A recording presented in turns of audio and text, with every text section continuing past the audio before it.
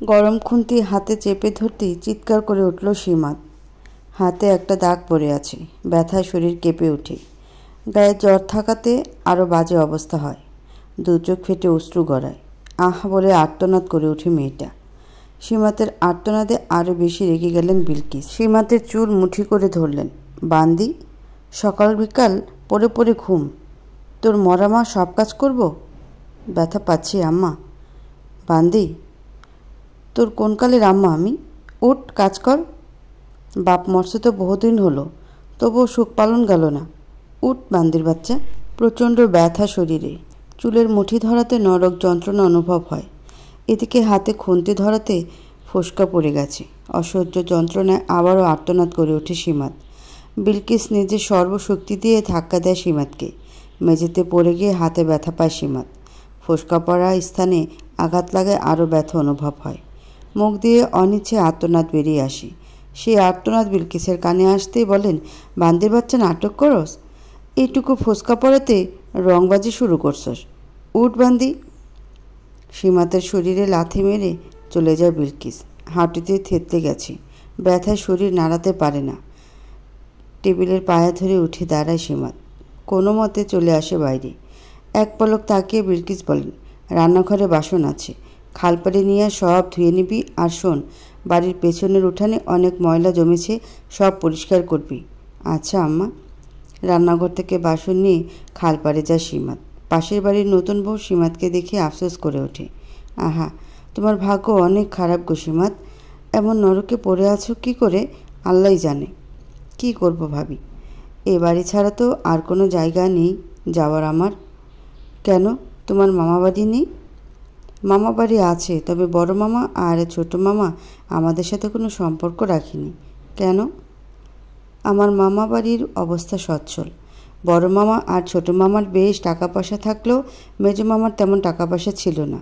সে বছর ধানের আড়তে বিশাল লস হয়। মেজো মামার অবস্থা তখন মরার মতো। আমার মা তখন নিজের ভাগের সম্পত্তি মেজো মামাকে দিয়ে দেয়। মেজো মামা সব সম্পত্তি বিক্রি করে ব্যবসা শুরু করে। তখন আবারও লসের ভাগে পড়তে হয় মামাকে। আমার বাবার সাথে মেজো মামার দ্বন্দ্ব বেঁধে যায়, কারণ বাবার সাথে মায়ের কথা হয়েছিল মেজো মামার ব্যবসা দাঁড়ালেই মেজো মামা সব সম্পত্তি ফিরিয়ে এনে দিবে। কিন্তু তখন তো এমনটা সম্ভব হয় না। তখন বড় মামা আর ছোট মামাও সবার থেকে মুখ ফিরিয়ে নেয়। মেজো মামাকে সম্পত্তি দেওয়াতে তারা খুব ক্ষোভ প্রকাশ করে। সকলের সম্পর্ক ভেঙে যায়। মেজো মামার সাথে কোনো সম্পর্ক রাখতে দেয়নি বাবা। তারপর পাশের গ্রামে ছোট্ট একটা সংসার গড়ে মেজো মামার। তার কিছুদিন পরেই মেজো মামার মেয়ে হয়।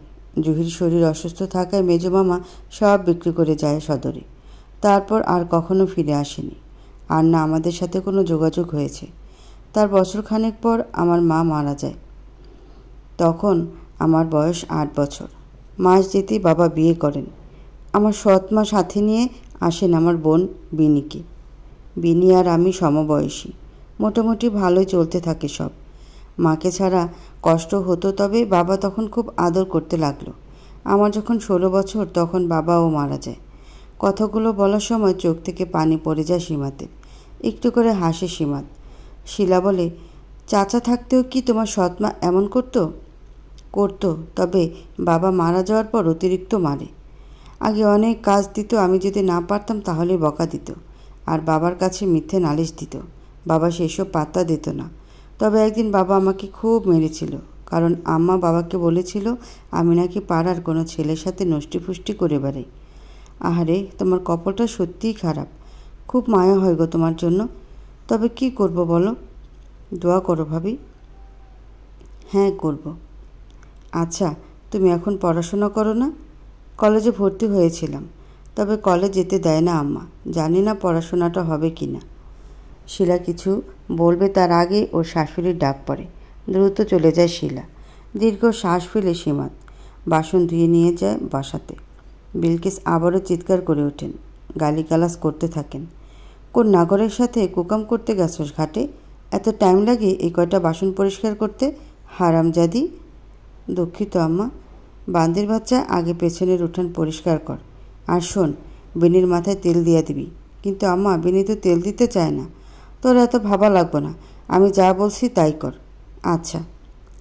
ক্লান্ত দেহ নিয়ে ঘরে যায় সীমাত। বাসন রেখে দিয়ে ঝাড়ু নিয়ে যায় পেছনের উঠানে। বিশাল বড় বাগান ওদের, নানান ফলের গাছ। বেশ মোটা টাকা আসে প্রতি বছর, তবে এর এক অংশও সীমাতকে দেয় না বিলকিস। অর্ধেক টাকা রেখে দেয় বিনির জন্য, আর অর্ধেক টাকা নিয়ে নিজেদের জন্য এটা ওইটা কিনে আনে। কখনো সীমাতকে কিছু দেয় না। পুরনো নোংরা কাপড় জুটে সীমাতের কপালে। আগে অবশ্য এমন হতো না, তবে 5 বছর ধরে এমন হয়ে চলেছে। কারণ সীমাতের বাবা নাসিম আহমেদ সদরে কাজ করতেন তখন। তবে 1 বছর আগেই কারখানায় ভয়াবহ আগুন লেগে মারা যান তিনি। সেখান থেকে মাসিক ভাতা দেওয়া হয়, যা দিয়ে সংসার চলে। তাছাড়া গ্রামের জমি আর দোকানের টাকা সম্পূর্ণ জমা হয় বিনির জন্য। বাগানের এক পাশে কয়েকটা অপরিচিতা ফুলের গাছ লাগিয়েছে সীমাত। বহুদিন হলো যত্ন নেওয়া হয় না। অযত্নে বেড়ে ওঠা গাছগুলো বেশ সুন্দর ফুল ফুটিয়েছে। বেশ ভালো লাগে সীমাতের। গাছের ফুলে হাত বোলায়, ঝুঁকে ফুলের গন্ধ নেয়। ওঠার সময় চোখ পড়ে আম গাছের আড়ালে বিনিকে। গ্রামের মাতাল ছেলে মনসুরের সাথে ঘনিষ্ঠ অবস্থায়। সীমাতের আত্মা কেঁপে ওঠে। বিনি এ কী ভুল করে চলেছে? মেয়েটার কোনো বিপদ হবে না তো? এই আশঙ্কায় বুক কেঁপে ওঠে ওর। এগিয়ে যায় সেদিকে। সীমাতকে দেখে ঝটকা খায় বিনি। মনসুরের থেকে কয়েক হাত দূরে সরে যায়। হঠাৎ সীমাত আশায় যেন হতবুদ্ধি হারিয়ে ফেলে। সীমাতকে উদ্দেশ্য করে বলে, তুই এখানে? কাজ করছিলাম। তুই এখানে কি করছিস? দেখ বিনি, মনসুর ভাই মানুষটা ঠিকঠাক নয়, চলে আয়। কি বলতে চাচ্ছিস তুই? এই যে তুই মনসুর ভাইয়ের চালে পা দিয়েছিস, এটা ভুল। চল বাসায় যাবি। বিনি বুঝতে পারে সীমাত সবটা দেখে নিয়েছে। বিলকিস জানলে সর্বনাশ হয়ে যাবে। তৎক্ষণাৎ বুদ্ধি করে বিনি চিৎকার করে বলে, মা, ও মা, দেখে যাও এখানে কি হচ্ছে। কি করছিসটাকে বিনি? আম্মা এসব দেখলে বকবে তোকে। চুপ কর তুই। পাড়ার ছেলেদের সাথে নষ্টামি করে বেড়ানো হচ্ছে, আজকে তোর খবর আছে। বিনির কথাতে অবাক হয় সীমাত। মিথ্যে বলছি বিনি। সীমাত বলে, কি সব বলে যাচ্ছিস তুই? এটাই যে মনসুর ভাইয়ের সাথে ঝোপের আড়ালে নষ্টামি করছিলি তুই, আর আমি সচক্ষে দেখেছি তা। বিনি চুপ কর। মা, ও মা, দেখে যাও আদরের দুলালি কী করেছে। বিনির চিৎকারে চলে আসেন বিলকিস। সীমাত বলে, বিনি মিথ্যে বলছিস কেন? মা দেখো, এই দুলালি মনসুর ভাইয়ের সাথে নষ্টামি করছিল। আমি দেখে ফেলাতেই বলে আমাকে কিছু বলবি না। আমি তোমাকে ডেকেছি, তাই এখন বলছি আমি নাকি মনসুর ভাইয়ের সাথে নষ্টামি করেছিলাম। মিথ্যে বলছিস কেন বিনি? আশেপাশে চোখ বুলিয়ে ঝাড়ু দেখতে পায় বিলকিস। সীমাতের শরীরে ঝাড়ুর আঘাত পড়তেই সীমাত চিৎকার করে ওঠে। জ্বরের শরীর, তার উপর একটু আগের ফোসকা পড়া হাতের ব্যথা, সব মিলিয়ে অসহনীয় যন্ত্রণা হয়। বিলকিস নিজের সর্বশক্তি দিয়ে মারে সীমাতকে। মনসুর মদ খাওয়া শরীরে ঠুলে। বিনি ইশারা করে চলে যেতে বলে। মনসুর চলে যায়। বিনি ব্যঙ্গ হাসে। মায়ের সাথে সাথে সে নিজেও সীমাতকে আঘাত করে। সীমাত বুঝতে পারে এ জীবনে অপেক্ষার প্রহর শেষ হবার নয়। মরণ বুঝি আজ ঘনিয়ে এলো। সীমাত খুব করে চাচ্ছে আজ তার মৃত্যু হোক। এই যন্ত্রণা সে আর নিতে পারছে না। চোখ দুটো বন্ধ হয়ে আসে। মুহূর্তেই জ্ঞান হারিয়ে তলিয়ে যায় সীমাত। সীমাতের সমস্ত শরীর জুড়ে ব্যথা। সে বিছানা থেকে উঠতে পারছে না। এদিকে বিলকিস রেগে রুদ্রমূর্তি হয়ে আছেন। হাজার খানেক যন্ত্রণা নিয়েই উঠে পড়ল মেয়েটি। ধীরে ধীরে কাজ করতে লাগলো। বিনি ঘরে বসে ফোন চাপছে। কিছুদিন পূর্বে তাকে ফোন কিনে দেওয়া হয়েছে। ঘর পরিষ্কার করছি, পাটা সরা। পা সরালো বিনি। কলপার থেকে পানি এনে ঘর মুছতে লাগলো সীমাত। জ্বরের শরীরে পানি যেন নরক যন্ত্রণা। গতদিন মার খেয়ে জ্ঞান হারিয়েছিল, তারপর তাকে পানি দিয়ে জাগানো হয়েছে। বিলকিসের মনে হয়তো তখন একটু মায়া জেগেছিল, তাই সেদিন কোনো কাজ করতে হয়নি। অথচ আজই মুক্তি নেই। সে ধীরস্থিরভাবে জায়গাটা পরিষ্কার করে ফেলল। তবে পুনরায় বিনি বাদামের খোসা ফেলল। ভেজা মেঝেতে মিশে রইল তা। বিলকিস তখন রান্না শেষ করে ঘরে এসেছেন। সীমাত কাজ শেষ করে গোসল করতে গিয়েছিল। হারামজাদি কই গেছে? গোসলে গেছে মা। নবাবজাদি না? বিলকিসের দু চোখে আগুন। সীমাত গোসল করে সবে বের হয়েছে।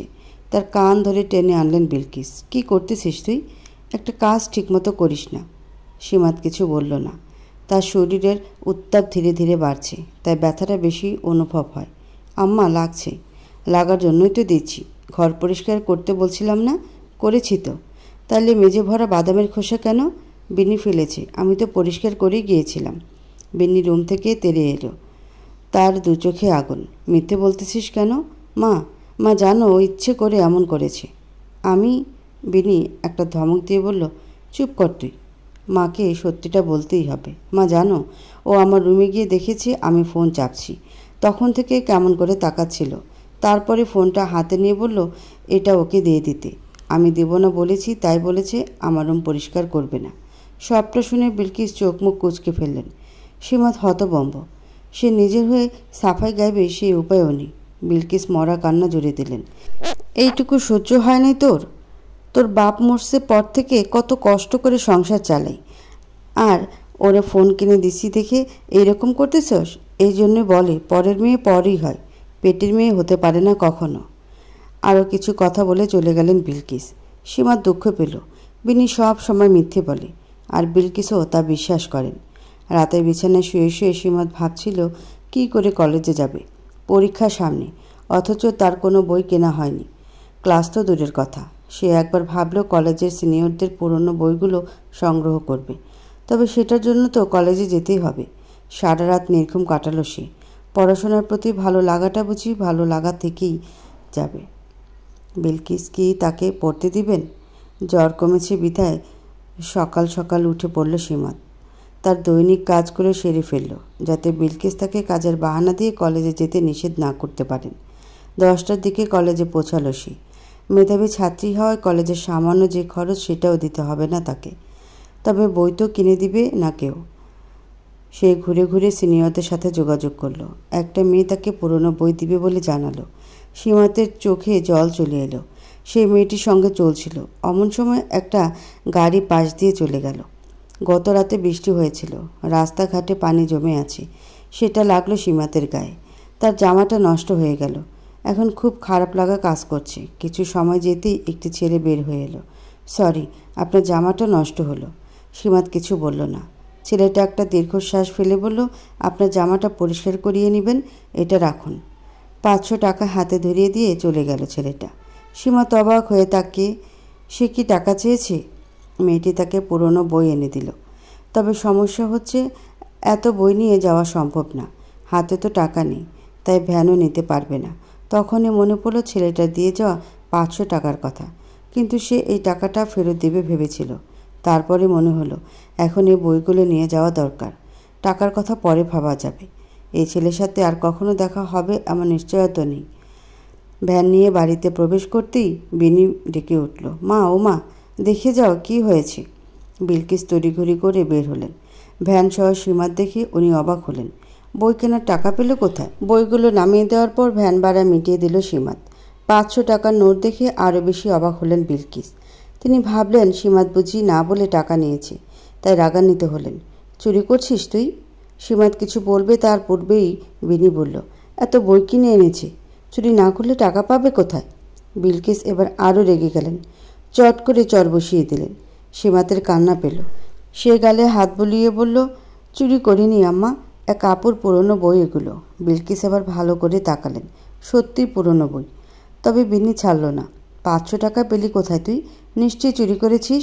সীমাত এ প্রশ্নের জবাব দিতে পারল না। বিলকিস টাকা পয়সা গুনে রাখেন না, তাই তিনি বিশ্বাস করলেন সীমাত টাকাটা চুরি করেছে। অথচ সীমাত বলছে সে নেয়নি।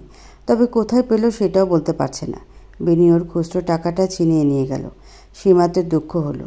এই দুনিয়ায় সৎমা আর বোন এমন কেন হয়? এরা কেন আপন হয় না? সেদিন খুব কান্না করলো সীমাত। তার খুব খারাপ লাগছিল। বিদ্যুৎ চলে যাওয়ায় হারিকেন জ্বালিয়ে আনলো।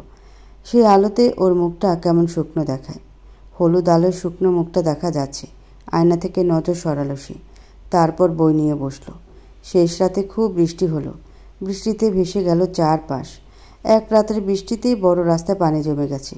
সীমাত মাছ ধরতে ভালোবাসে, আর এই পানিতে মাছও পাওয়া যায় খুব। সে বিলকিসকে বলে মাছ ধরতে গেল। বড় রাস্তায় এসে দেখল কৃষ্ণচূড়া গাছ থেকে পানিতে ফুল পড়ে বিছিয়ে আছে। তার মন ভালো হয়ে গেল। সে ফুল কুড়িয়ে নিয়ে মাথায় দিল। তারপর পানিতে তাকালো। নিজেকে দেখতে আজ ভালো লাগছে। যখন সে মাছ ধরার জন্য ঝাঁকি জাল ঠেলবে তখনই দেখতে পেল সেদিনের সেই নীল গাড়িটা। রাস্তায় পানি উঠেছে দেখে গাড়িটা থেমে গেল। তারপর দুজন যুবক বেরিয়ে এলো। এরা যে গ্রামের নয় তা বেশ বোঝা যাচ্ছে। সীমাত চোখ সরিয়ে নিল। টাকাটা ফেরত দিতে চেয়েছিল সে। লোকটার সাথে দেখাও হলো, তবে টাকা ফেরত দেওয়ার মতো টাকা তার নিকট নেই। Excuse me. সীমাত শুনেও না শোনার মতো করে রইল। ছেলেটা পুনরায় বলল, মিস শুনছেন? আপনি এখানে কি করছেন? সীমাত না তাকিয়ে বলল, মাছ ধরছি। ছেলেটা মুখ দিয়ে ওয়াও শব্দটা উচ্চারণ করলো। একটু শুনবেন? সীমাত কথা বলল না। ছেলেটার সাথে থাকা অন্য ছেলেটা বলল, রেহান, এখানে শুধু শুধু সময় নষ্ট হচ্ছে। সে কথা বলতে আগ্রহী নয়। রেহান হেসে বলল, ব্রো ওয়েট। মিস, একটু এদিকে আসবেন? সীমাত উঠল না। এবার ইয়াস রাগান্বিত বোধ করছে। কথা তো বলছে না, দেখছিস না? দাঁড়াও না। থাক তুই, আমি যাচ্ছি। ইয়াস চলে গেল। রেহান একটু এগিয়ে এসে বলল, মিস, একটু সাহায্য প্রয়োজন। সীমাত এবার বলল, বলেন। বড় মসজিদে যাওয়ার জন্য কোনো রাস্তা আছে? সীমাত রাস্তা বলে দিল। রেহান হেসে থ্যাঙ্কস বলতে গিয়েই থেমে গেল। একটু মনে করে বলল, আপনি কি সেই দিনের মেয়েটা? সীমাতের হৃদয় ধক করে উঠল। রেহান আরেকটু এগিয়ে বলল, আপনিই তো সে। এবার খুব অপ্রস্তুত বোধ করছে সীমাত। রেহান হয়তো আরও কিছু বলতো, তবে গাড়ির হর্ন বেজে ওঠায় সে বলল, যাই হোক, বলার জন্য থ্যাঙ্কস। তেমন মাছ পেল না সীমাত। কিছু চুনোপুটি আর দুটো কই মাছ। মাছ রেখে সে গোসল করে নিল। গোসল শেষ করে খেতে বসার সময় দেখল কই মাছ দুটো বিলকিস আর বিনির প্লেটে ঠাঁই পেয়েছে। ওর খুব খারাপ লাগলো। মাছ খাওয়ার জন্য না, বরং নিজের প্রতি হওয়া অবিচারের জন্য। নিজের মা হলে নিশ্চয়ই এমনটা হতো না। চুনোপুটি দিয়ে ভাত খেলো সীমাত। তারপর বারান্দায় বসলো। এখন কিছুটা রোদ উঠেছে। চুলগুলো মেলে দিয়ে বসলো সে। বিলকিস হাতের কাজ শেষ করে গোসল করে এলেন। প্রচণ্ড মাথা ব্যথা করছে। সীমাত, একটু আয় তো। সীমাত উঠে এলো। বিলকিস খাটে আধশোয়া হয়ে বসেছে। মাথায় মালিশ করে দে। বিলকিসের কথা মতো মালিশ করতে লাগলো সীমাত। অন্যদিকে বিনি কানের সামনে গান বাজাচ্ছে। অন্য ঘরে যা। বিনি বিরোধ করে বলল, নেটওয়ার্ক পাওয়া যায় না, তুমি অন্য ঘরে যাও। বিলকিস চোখ মুখ কুঁচকে ফেললেন। মেয়েটা খুব বেড়েছে। ইচ্ছে করছে ঠাস করে দুটো চর লাগাতে। তবে মাথা যন্ত্রণা করছে বিধায় তিনি ঝামেলা করলেন না। এক পর্যায়ে ঘুমিয়ে পড়লেন। তখন আসরের আজান পড়ছে। খানিক আগে মেঘ উঠে বৃষ্টি নেমেছিল, তাই আকাশটা কেমন পরিষ্কার দেখায়। দুই চোখ মেলে দিয়ে দৃশ্যটি দেখে নিল সীমাত। উঠানে তার লাগানো জবা ফুল গাছ। লাল লাল জবা ফুটেছে। ভারী মিষ্টি লাগে দেখতে। সীমাতের লাল রং খুব প্রিয়। ওর খুব শখ একটা লাল শাড়ি পরার। পাশের বাসার শিলাভাবির লাল শাড়ি আছে। বিয়ের দিন পরেছিল। কি সুন্দর সেটা। সীমাতের চোখে এখনও ভাসে। ওর খুব ইচ্ছে অমন একটা লাল শাড়ি হবে। সন্ধ্যায় পড়তে বসল সীমাত। পাশের ঘর থেকে আওয়াজ আসছে।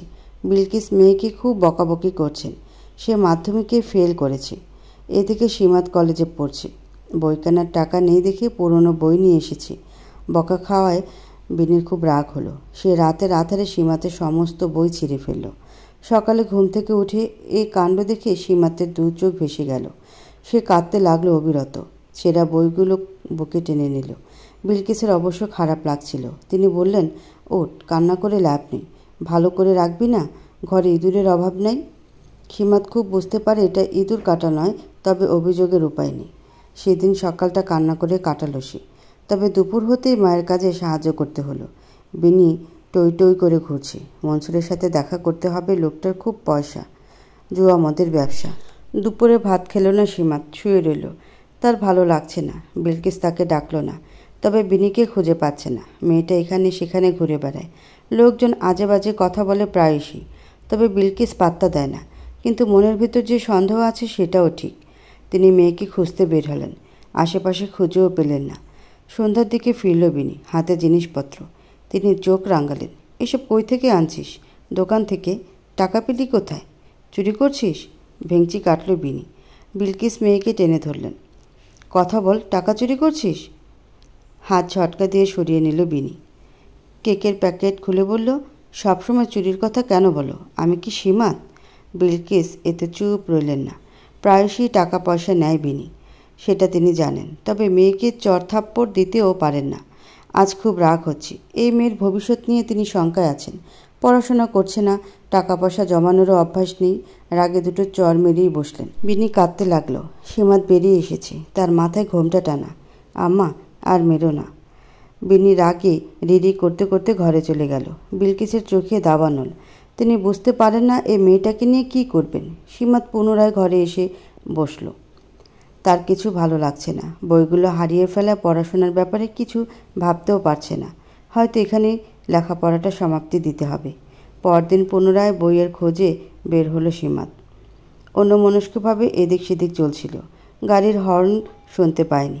যখন শুনেছে তখন অনেকটা দেরি হয়ে গেছে। সে ভয় পেয়ে লাফিয়ে সরতে গিয়ে উল্টো পড়ে গেল। নীল গাড়ি থেকে দুটো পুরুষ বের হয়ে এলো। একজন ইয়াস আর অন্যজন রেহান। আরে, কথা শুনতে পান না নাকি? রেহান মেয়েটির কাছে এসে দাঁড়ালো। ইয়াস চোখ মুখ গরম করে আছে। তার মেজাজ সামান্য কারণেই চটে যায়। উঠুন, হাত বাড়িয়ে দিল রেহান। তবে সীমাত একাই উঠে গেল। মেয়েটির মুখশ্রী নজরে এলেই রেহান মাথায় হাত দিয়ে বলল, ও মাই গড, তোমার সাথে আবার দেখা হলো? লাগেনি তো? সীমাত হু না কিছুই বলছিল না। রেহান নিজ থেকে দেখলো হাতটা কেটে গিয়েছে। সেখান থেকে রক্ত ঝরছে। ছেলেটা হয়তো কিছুটা গায়ে পড়া, তাই অনুমতি না নিয়েই হাতে স্পর্শ করলো। ইস, অনেকটা কেটে গিয়েছে, ট্রিটমেন্টের দরকার। সীমাত বিরোধ করে বলল, না, দরকার নেই, আমি বাসায় যাচ্ছি। এটা বললে হয় নাকি? ব্রো, গাড়িতে কিছু আছে? আনা হয়নি, আমি ঠিক আছি, আপনাকে ধন্যবাদ। সীমাত পুনরায় বিরোধ করলো। রেহানও পুনরায় জোর করতে লাগলো। এদের কাণ্ডে সব থেকে বিরক্ত হলো ইয়াস। এক পর্যায়ে রাজি হলো সীমাত। ইয়াস দূর থেকেই বলল, সামনে ফার্মেসি আছে? প্রশ্নটা সীমাতকে করা হয়েছে, তবে সীমাত কিছু বুঝল না। রেহান বলল, সামনে ফার্মেসি আছে? আছে। তারপর ওরা হেঁটে ফার্মেসির কাছে এগোলো। ব্যান্ডেজ করানো হলো। তুলো দিয়ে ক্ষতটা পরিষ্কার করার সময় ভীষণ জ্বলছিল। সীমাত দাঁতে দাঁত চেপে সহ্য করলো। ইয়াজ ব্যথা কমানোর ওষুধ নিয়ে বলল, এটা খেলেই হবে। সীমাতের কেমন যেন লাগছে। এই পুরুষটিকে তার ভয় হয়। কেমন যেন গম্ভীর স্বরে কথা বলে। অন্য পুরুষটি কতটা ভিন্ন। বেরিয়ে এসে সীমাত বলল, সেদিনের টাকাটা ফেরত দিতে চেয়েছিলাম, তবে আপনি চলে গিয়েছিলেন, আমার কাছে এখন নেই। রেহান হেসে উঠল। ওর হাসি খুব সুন্দর। আজ একটু দূরে দাঁড়ানো। এই পরিবেশটা তার পছন্দ নয়। টাকা ফেরতের জন্য তো দেয়নি। তোমার জামাটা নোংরা হয়েছিল। আহামরি কিছু ছিল না। আচ্ছা, ঠিক আছে, সেসব রাখো, ওষুধগুলো মনে করে খেও। জি, ধন্যবাদ। মেয়েটির সাথে অতিরিক্ত কথা বলছে রেহান। আজ একটু কঠিন সুরে বলল, রেহান, লেট হচ্ছে। সেদিন ওইটুকুতে শেষ হলো ওদের কথা। সীমাত বাড়ি ফিরে দেখল বিনি বারান্দায় শুয়ে ফোন চাপছে আর মিটিমিটি হাসছে। সে সেদিকে আর তাকালো না। ঘরে এসে বসে রইল। মাথায় যন্ত্রণা হচ্ছে। বইগুলো হয়তো আর পাওয়া হবে না। টাকা ছাড়া কেউ তার পুরনো বইও দিতে চায় না। অথচ ওর কাছে সামান্য টাকাও নেই। অনেক খুঁজে পুনরায় বই এনেছে সীমাত। তবে এবার বই আনতে তার ভীষণ রকমের কষ্ট হয়েছে। পাশের গ্রামে কলেজ থাকায় সেখানে হেঁটে চলাফেরা করেছে। তবে এতগুলো বই নিয়ে আসাটা খুব কষ্টের। সে হাঁপিয়ে গিয়েছে।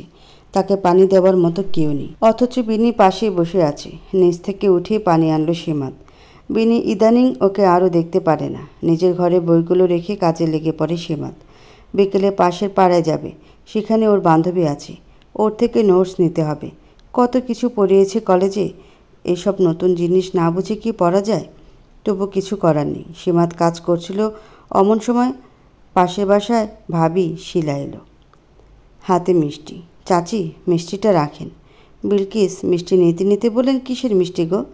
ঋতুর বিয়ে ঠিক হয়েছে। তা ছেলে কি করে? শহরে চাকরি করে। ও, ভালোই তো।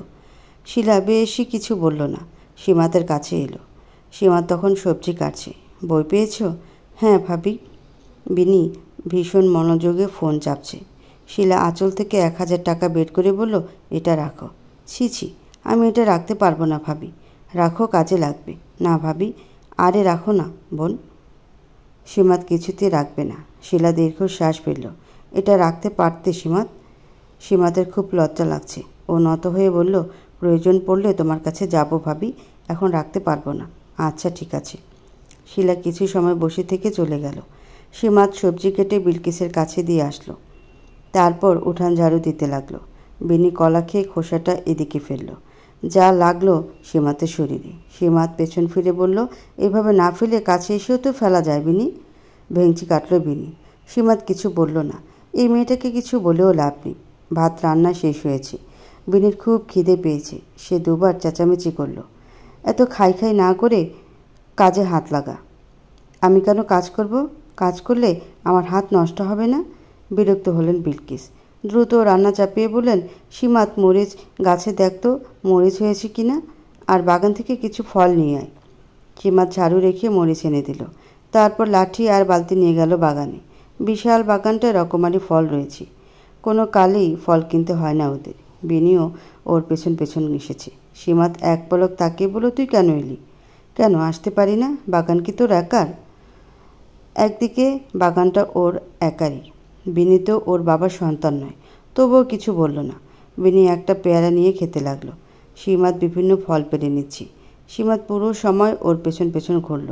এক পর্যায়ে সীমাত বিরক্ত হলো। কি? বিনি কিছু বলল না। সীমাত ফলগুলো তুলে নিয়ে চলে যাবে অমন সময় বিনি বলল, মা কাল নানা বাড়ি যাবে, তুইও যাবি? আমি কেন যাব? যাবি না কেন? সীমাত কিছু বলল না। বিনি ওর বাহু টেনে বলল, বল কেন যাবি না? তারা আমায় পছন্দ করে না। শোন, তুই যাবি। না রে, আমি যাব না। না, তুই যাবি, যেতে হবে। বিনির কথাতে অবাক হলো সীমাত। হুট করে এই মেয়ে এমন কেন বলছে? কি হলো বল, যাবি? তুই জোর করছিস কেন? বিনি তৎক্ষণাৎ উত্তর দিল না। একটু ভেবে বলল, যাবি মানে যাবি। এত বুঝি না। আমি যাব না, তুই যা। আহ, তুই বুঝতেছিস না। মা অত রাস্তা একা যাবে, ভয় হবে না? বিনির নানা বাড়ির পথটা কম নয়। আসলে ভয়ের বিষয়। বিনি এবার বলল, তুই মাকে বলবি সাথে যেতে চাস।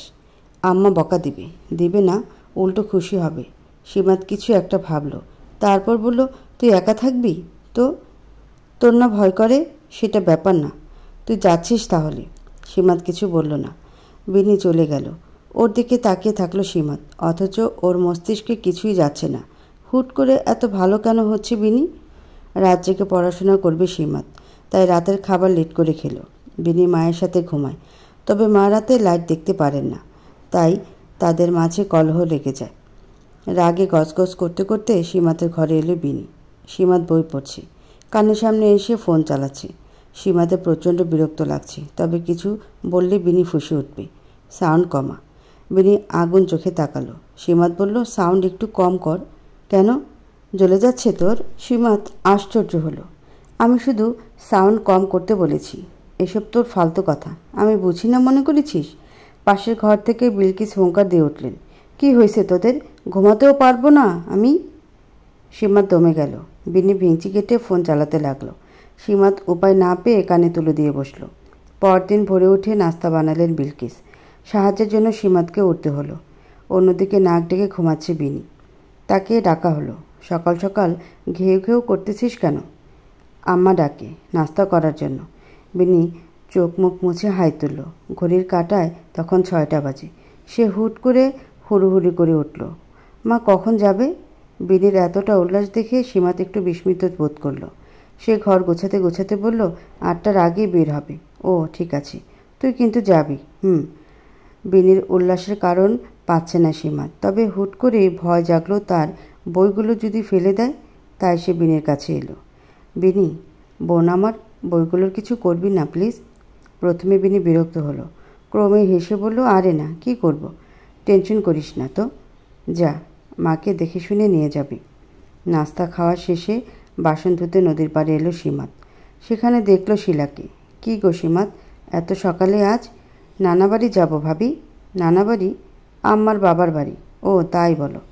আমি তো চমকে গিয়েছিলাম। কথায় কথায় সীমাত বলল, ভাবি, বেনারসি শাড়ির দাম কেমন হয়? কেন, কিনবে নাকি? এই কথা বলে শিলা নিজেই মন খারাপ করে ফেলল। সীমাত বলল, তেমন না, আসলে শাড়িগুলো খুব সুন্দর। এক একটা এক এক রকমের প্রাইস হয়, 4-5 হাজারেও পাওয়া যায়।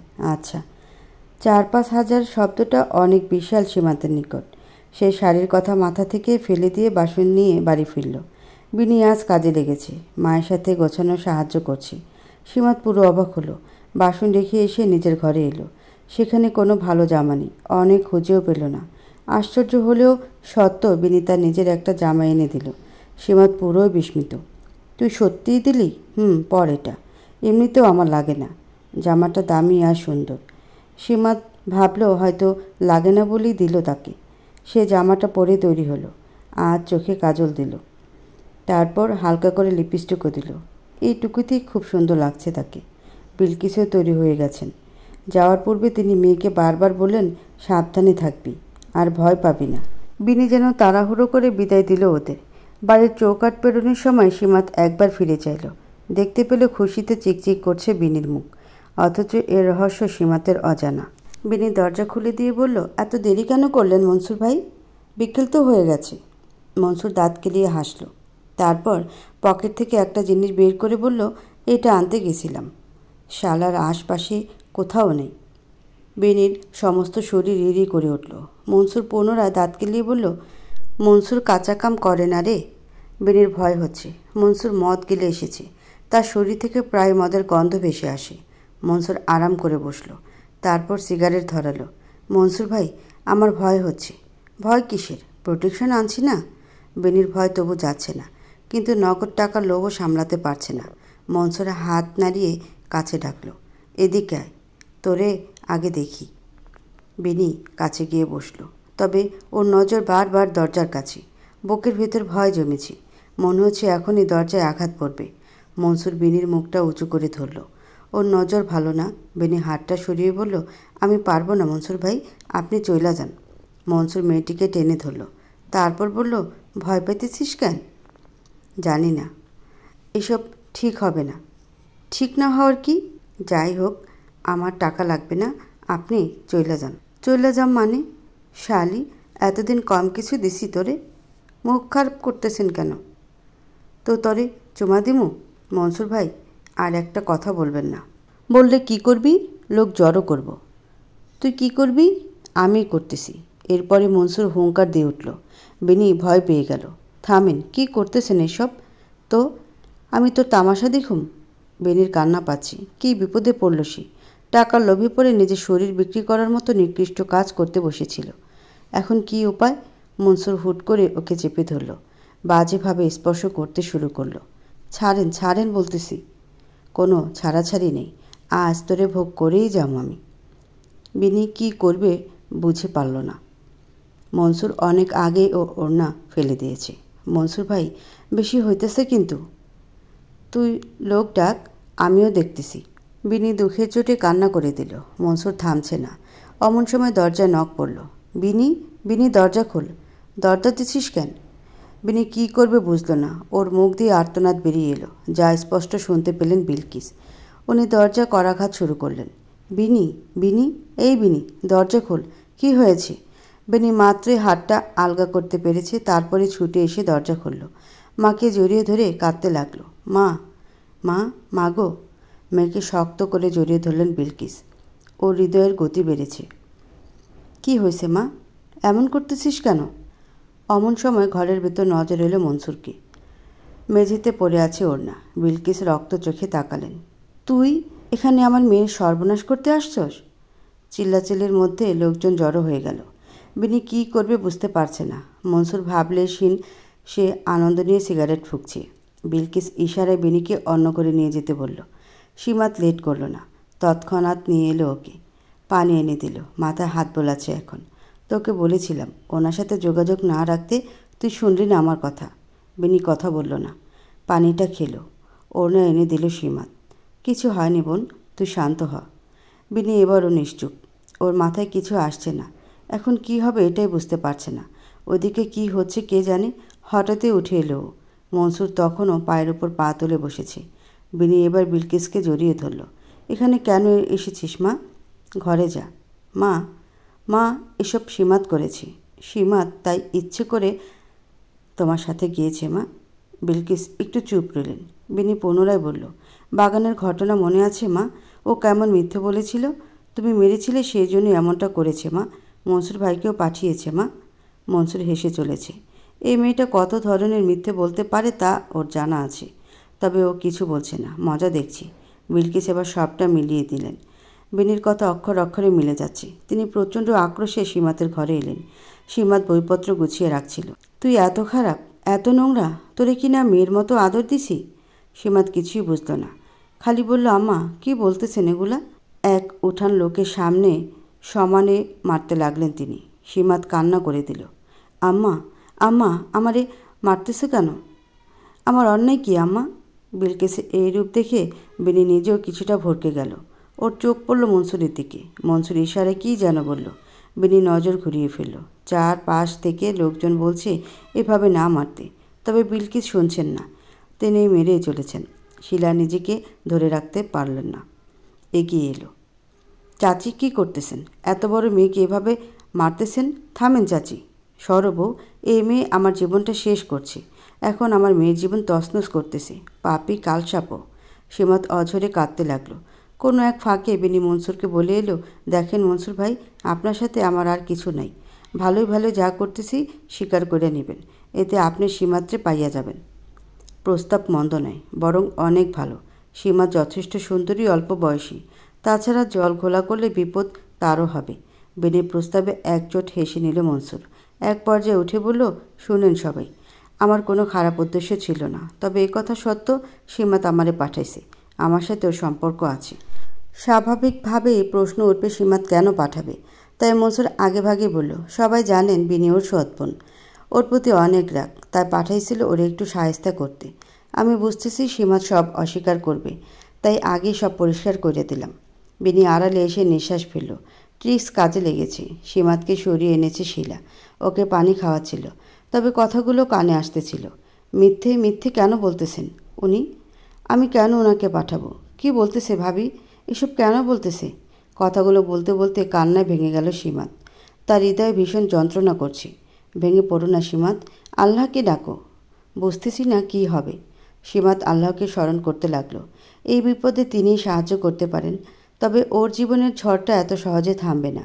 অনিশ্চিত জীবনের দিকে তাকিয়ে সীমাতের ভেতর আনচান করে উঠল।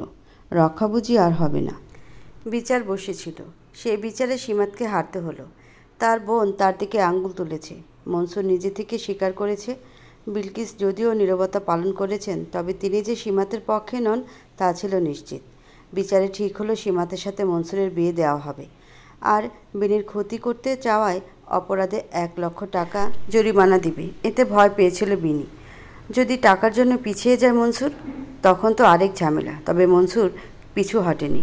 সে টাকা দিতে প্রস্তুত, নগদ টাকার লোভেই হোক কিংবা সীমাতকে বিদায় করার লোভেই হোক। বিলকিস কিন্তু রাজি হয়ে গেলেন। সীমাত ভরা সবাই ডুকরে কেঁদে উঠল, অথচ কেউ ওর পক্ষে নেই। শিলা দীর্ঘ নিঃশ্বাস ফেলল।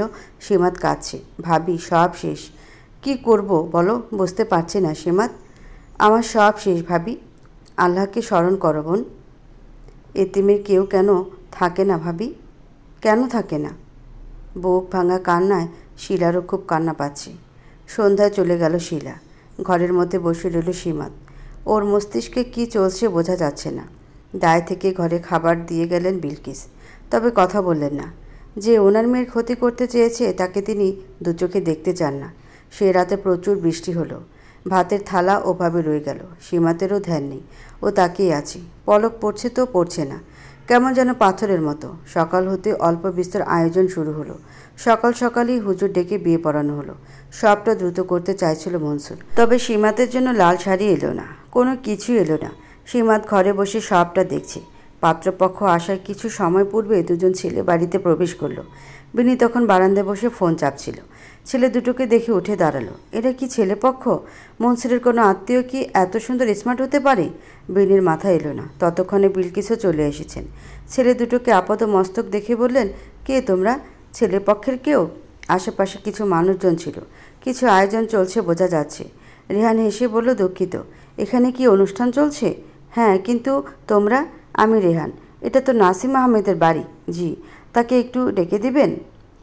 সে মারা গেছেন 1 বছর হলো। কিন্তু তোমরা কেন খোঁজ করতেছ? কিছু দরকার ছিল। আপনি কে? আমি ওনার বউ। ও, সীমাত এখানেই তো থাকে? সীমাতের নাম শুনে চমকে গেলেন তিনি। একটু অস্বস্তি নিয়ে বললেন, হ্যাঁ, কিন্তু কে তোমরা? এত খোঁজ নিতেছ কেন? ওকে একটু ডেকে দিন। পরিচয় দাও আগে। ওকে একটু ডেকে দিন, তারপর বলছি। কথার এক পর্যায়ে বরযাত্রী বাড়ির ভেতরে প্রবেশ করলো। পেছন করে তাকালো রেহান হইয়া। দুজনের চোখে মুখে চিন্তা দেখা গেল। একদল মানুষ এসে গান বাজনা নাচানাচি শুরু করলো। একজন মুরব্বী গোছের লোক বললেন, কই মেয়ে কই, তাড়াতাড়ি আনো, বিয়াটা শেষ হোক। রেহান আর রিয়াজ অপ্রস্তুত বোধ করলো। বিলকিস কী করবেন বুঝলেন না। এই ছেলে দুটো ওনাকে চিন্তায় ফেলে দিলেন। মনসুর বর সেজে এসেছে। তাকে বর কম মাতাল বেশি দেখাচ্ছে। পাগলের মতো নাচানাচি করছে। বিনি এত সময় কথাগুলো শুনছিল। ও দৃষ্টিতে দুটো ছেলেই আটকে আছে। এমন গুড লুকিং স্মার্ট পুরুষ এই জীবনে দেখেনিও। তবে ভয়ও কাজ করছে। এরা কেন সীমাতকে খুঁজছে? মনসুর বিলকিসের কাছে আসতেই বোটকা গন্ধটা পেলেন তিনি। মুখ সরিয়ে নিলেন। চাচি মাইয়া বের করো। কই রে সীমাত, বের হ, আমি আয়া পড়ছি। সীমাতের নাম শুনে চমকে উঠল রেহান ও ইয়াজ। চট করে ধরে ফেলল বিষয়টা। এই ছেলের সাথে সীমাতের বিয়ে হচ্ছে। রেহান এবার চিড়চিড়িত হলো। ঘরের কাছে এসে ডাকতে লাগলো, সীমাত, সীমাত, বেরিয়ে আসো। কোথায় তুমি? সবগুলো মানুষের নজর পড়ল রেহানের উপর। ছেলেটাকে দেখি সবাই বিস্মিত। বিলকিস কী করবেন বুঝতে পারলেন না। রেহান পুনরায় ডাকতে লাগলো, সীমাত, সীমাত, কোথায় আছো? ছেলেটার অধৈর্যতা দেখে সবাই অবাক হলো। ঘরের দরজার কাছে দাঁড়িয়েছিল বিনি। রেহান ওর নিকট এলো। তুমি, তুমি সীমাত? বিনি ভয় পেয়ে গেল, কথা খুঁজে পেল না। কথা বলো, তোমার নাম কি সীমাত? জি না, মানে সীমাত কোথায়? বলো, কি হলো, বলছো না কেন? থমকে কেঁপে উঠল বিনি। সকলে কানাঘুষা শুরু করেছে। ইয়াজ উঠে এলো বারান্দায়। রেহান, এমন করছিস কেন? আরে ভাই দেখো এরা কি করছে, ওই মাতালটার সাথে ওর বিয়ে দিচ্ছে। রেহানের চিন্তাটা সকলের নজরে এলো। ও আবার ডাকতে লাগলো। ইয়াজ ওকে চুপ করতে বলে বিলকিসের কাছে এলো। সীমাতকে ডেকে দিন, ওর সাথে আমাদের দরকার আছে। বিলকিস ঘরের কাছে এসে সীমাতকে ডাকলেন, তবে মেয়েটি আওয়াজ করল না। রেহান ধৈর্য হারিয়ে ঘরে প্রবেশ করল। সীমাত উল্টো হয়ে বসেছিল, হাঁটুতে মুখ রাখা। কোনো কথা ছাড়াই মেয়েটাকে দু হাতে দাঁড় করিয়ে নিল রেহান। চিন্তা নেই, ভয় পেও না, আমি তো এসে গেছি। সবটা সবার মাথার উপর দিয়ে যাচ্ছে। সীমাত একটু চমকে তাকালো, তারপর দেখতে পেল রেহানকে। রেহানও ওকে দেখতে পেল। তুমি? সীমাত নিজেও কথা হারিয়ে ফেলল। ইয়াজ এসে মেয়েটিকে দেখে অবাক হলো। সবটা সামলে বলল, কথা বাড়ানোর দরকার নেই, উঠে আয়। এরই মধ্যে মনসুর সহ সকলে ঘরের কাছে এসে দাঁড়ালো। রেহান সকলের দিকে অগ্নি দৃষ্টি নিক্ষেপ করল। তামাশা হচ্ছে? একটা মাতালের সাথে ছোট্ট অনাথ মেয়েকে বিয়ে দিচ্ছেন আপনারা? রেহান নিজেকে ধরে রাখতে পারছে না, ও চেঁচাচ্ছে। সীমাত খোলা দৃষ্টিতে তাকিয়ে। সবটা মাথার উপর দিয়ে যাচ্ছে। মনসুর এবার কাছে এলো। রেহানকে দেখিয়ে নিয়ে বলল, এই হিরো, কে তুমি? ওর বয়ফ্রেন্ড? ছেলেটাকে সহ্য হলো না ওর। কলার চেপে ধরে বলল, আমি যেই হই তোকে বলার প্রয়োজন মনে করছি না। এবার বিলকিস কথা বললেন, তবে ওনার কণ্ঠ নামানো। তোমরা কে? ঝামেলা করতেছো কেন? আর সীমাতের পছন্দেই বিয়ে হচ্ছে। হেসে উঠল রেহান। সীমাতের দিকে তাকিয়ে বলল, ওর পছন্দে বিয়ে হচ্ছে? যদি তেমনই হতো তবে ওর চেহারায় এই হাল কেন? বিলকিস এবার কথা খুঁজে পেলেন না। ইয়াজ চুপ থাকতে পছন্দ করে। এই ঝামেলা ভালো লাগছে না। ও বলল, কথা বাড়ানোর দরকার নেই, ওকে নিয়ে আয়। এবার সবাই বাধা দিতে লাগলো। একটা মেয়েকে এভাবে নিয়ে যাওয়া সাধারণ বিষয় না। রেহান এবার উত্তর করল, আমি ওর কাজিন ব্রাদার। আশা করছি আর কারো কথা নেই। সীমাত সহ প্রায় সকলেই অবাক হলো। রেহান সীমাতের নিকট এসে দাঁড়ালো। আমি রেহান, মনে পড়ে আমায়? 10 বছর আগের কথা। তবে রেহান নামের মামাতো ভাইকে মনে আছে ওর। ও অস্পষ্ট করে বলল, মেজো মামার ছেলে? রেহান মাথা নাড়িয়ে হ্যাঁ বোঝালো। সীমাত অনেক মনে করেও 10 বছর পূর্বে সেই রেহান ভাইয়ের সাথে এই রেহানের মিল পেল না। ইয়াজ তাড়া দিল, সময় নষ্ট হচ্ছে, দ্রুত আয়। সীমাতকে বের করে আনা হলো। সকলের চোখে মুখে বিস্ময়। এবার কথা উঠল, এভাবে নিতে পারবে না ওরা। এক পর্যায়ে টাকা পয়সার কথা উঠল। ইয়াজ এদের মানসিকতা দেখে অবাক হয়। সাধারণভাবেই ক্যাশ লাখ টাকা সাথে নিয়ে ঘুরে না ওরা। তবে হাতের কাছে 20,000 টাকা ছিল, সেটা বিলকিসের হাতে তুলে দেওয়া হলো আয়োজনের ক্ষতিপূরণ হিসেবে। আর লাখ টাকার চেক দেওয়া হলো মনসুরের হাতে। সবটা এত দ্রুত হলো যে কারোই বোধগম্য হলো না। শুধু দেখা গেল খানিক আগের এতিম মেয়েটির দুপাশে দুটি পুরুষ, যারা আগলে ধরেছে নুয়ে পড়া ফুলটিকে।